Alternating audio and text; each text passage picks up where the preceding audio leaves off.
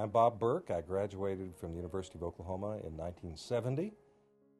I've been an attorney for many years and have written many books about Oklahoma history. My experience in the journalism school was really with a very small group of students who were emphasizing broadcasting. Many of us actually worked in the broadcasting industry.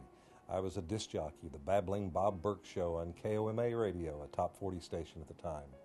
And we had this small group, many of us who worked in the industry, who almost became a fraternity. My freshman year, I lived in one of the old Wilson House dorms, where old barracks from World War II. Coincidentally, 2 doors down at the same time, the resident advisor was a young student named David Boren. I met David in college because his aunt, Mae Boren Axton, who wrote Elvis Presley's first song, was my high school English teacher in Broken Bow. So after I came to college, Mae said, "You got to meet my nephew David. You got to meet my nephew David." So frankly, to get her off my back, I went and met her nephew David, and we've been friends ever since.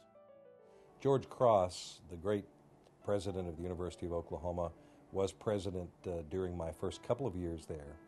What was really nice, after he retired, he decided he would return to his roots and teach a botany class. So I got to take a botany class with George Cross as my professor. I really didn't have any favorite hangouts because I was always working or sleeping. I always worked full-time while in the journalism school. So my hangouts were either my dorm room sleeping, classrooms where I was attending class, or behind a control panel at a radio station. Well, the journalism training at OU certainly allowed me to do many things in life. It allowed me to have a career in broadcasting as a newscaster and a sportscaster. The writing portion of broadcasting and journalism certainly was the basis for all the writing that you do in law school. But more importantly, my writing training at OU that really didn't get used for 20 years after graduation was in writing books. Baseball book is an example of how Oklahoma has excelled in a variety of fields. We have more world-class ballerinas than anybody else, more astronauts.